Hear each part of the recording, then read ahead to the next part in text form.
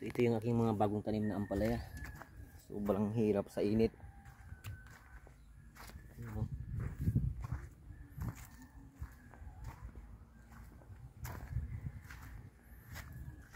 One week na sila pero parang hindi pa rin hirap makarecover. Sobrang init talaga.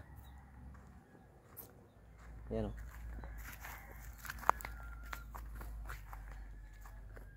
Halos mamamatay.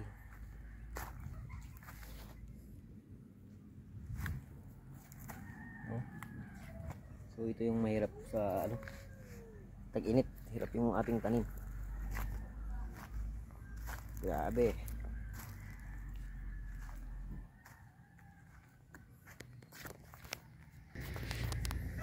Yun. Nangyari sa tanim nating ampalaya. So ito yung challenge sa atin ngayon. Kailangan natin itong mapaganda.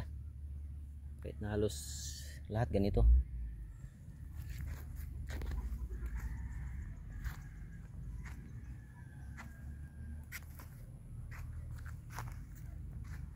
Sunog sa init.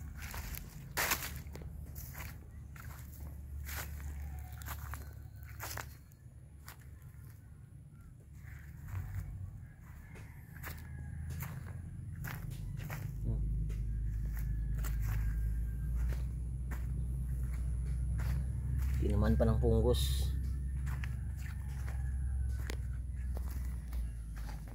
So kailangan natin yung alagaan pag ganito.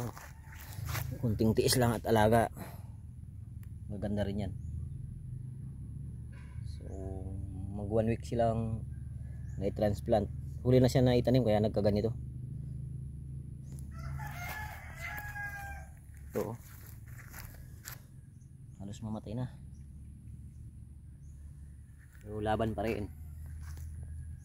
So update ako sunod sa kapag na after 1 month i-update natin ito yung ating tanim ng ampalaya. Halos lahat ganito nangyari.